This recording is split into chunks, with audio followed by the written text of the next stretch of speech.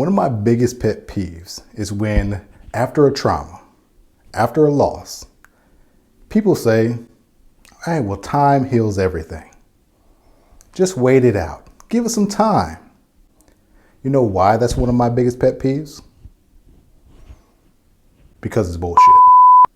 Hey, I'm Dr. McCleary, licensed clinical psychologist and Navy veteran, and I make mental health videos for veterans. So why are those sayings bullshit? Well, it's actually pretty simple. Letting time pass really does nothing. It's actually what we do during that time that gives us the healing. I'm not saying that putting a little time in between when something happens and when you react to it isn't a good thing. However, time in itself is not going to help you. Let me tell you how. And let me give you an easy example. Do you know anybody, maybe yourself, that got upset about something a long time ago and they're still upset about it just like it happened yesterday? Yeah, we all know somebody like that. Time fully passed, but that person didn't get over it. So what do? In order to fully grieve a loss, and it could be any type of loss. It could be the loss of a friend.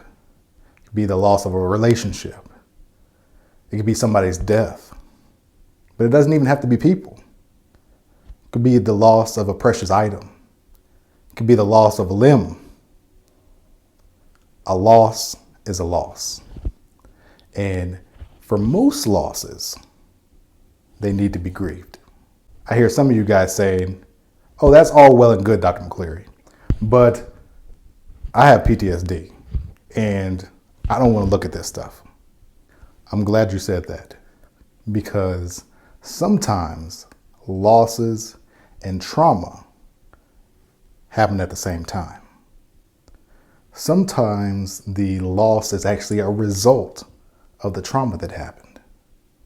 And many times after a trauma, there's a lot of pain.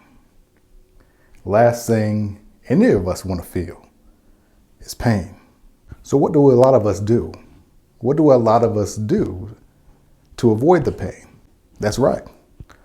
We step away from it.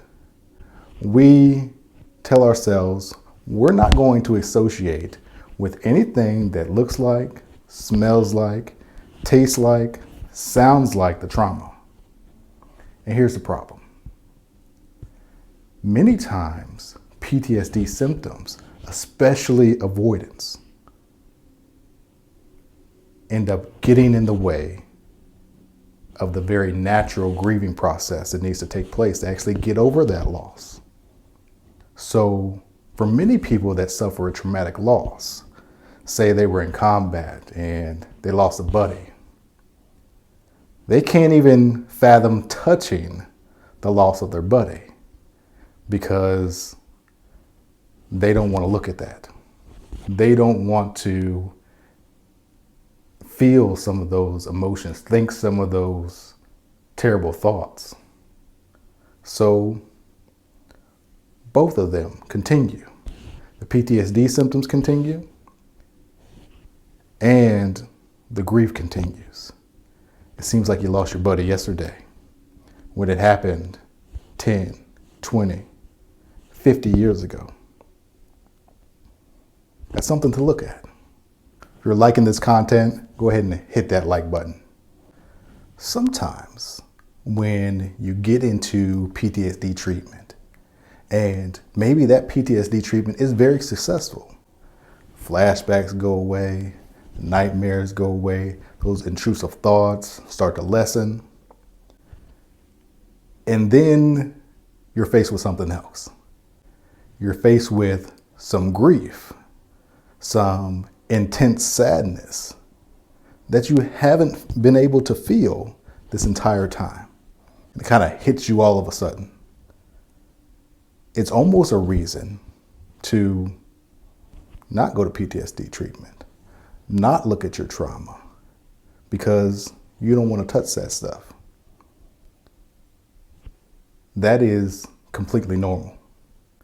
It's so normal to avoid different things that go along with, that are related to your trauma, that it's actually in the diagnosis of PTSD. That's how normal it is.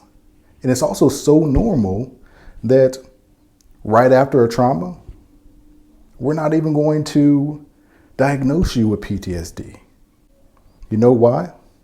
Because all those types of symptoms right after a trauma are normal. You're supposed to not want to feel that. You're supposed to want to avoid that.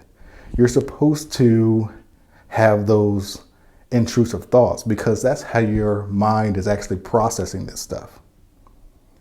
Most of the time, or many times, what ends up happening is we put a brake on that. We say, nah, I ain't touching that stuff. And that can be a choice that prolongs a lot of these symptoms, prolongs that grieving process. Is very hard to shake.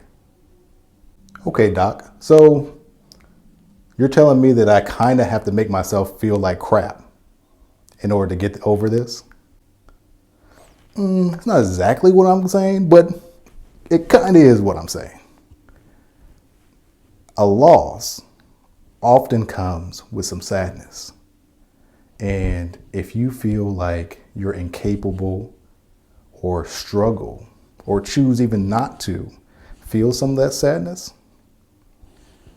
it's going to slow down your process. The last thing that I want to give you is, many times people ask, how do I know if I'm on the right track on my grieving process? How do I know if I'm doing this right? First of all, there's no way to do it right. It's all going to a certain degree, suck. Sorry. I mean, anybody that's ever seen me as a psychologist knows that I'm not a rainbows and puppies type of guy. I give it to you real. I give you the truth. And PTSD treatment, grief treatment is not fun treatment. I would argue if you're having a lot of fun, you probably don't need to see me.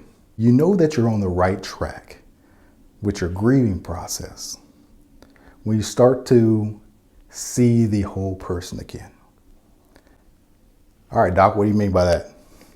What I mean by it is, many times what we end up doing after we have a loss is we see either the person as an angel or as trash. Two complete poles. The reality is most people are neither. They're somewhere in the middle. So when you start to not only remember the good times, but also the bad times, when you start to remember not that this guy was the best Marine ever and he died way too young and he was going to be, the next Joint Chiefs of Staff. When you remember that that guy actually messed up a few times, that guy actually wasn't always the best. I had to watch that guy around my girl. Now you start to remember the whole person. And when you start remembering the whole person, you're probably in a much better place. And your grieving process is going the way that is going to help you get over it to the point that it doesn't control your life. I've said this in many of my videos, and I'll say it again. The goal of PTSD treatment, the goal of grief treatment, is never to forget about what happened. You'll never forget about what happened. And it will always be a sad memory.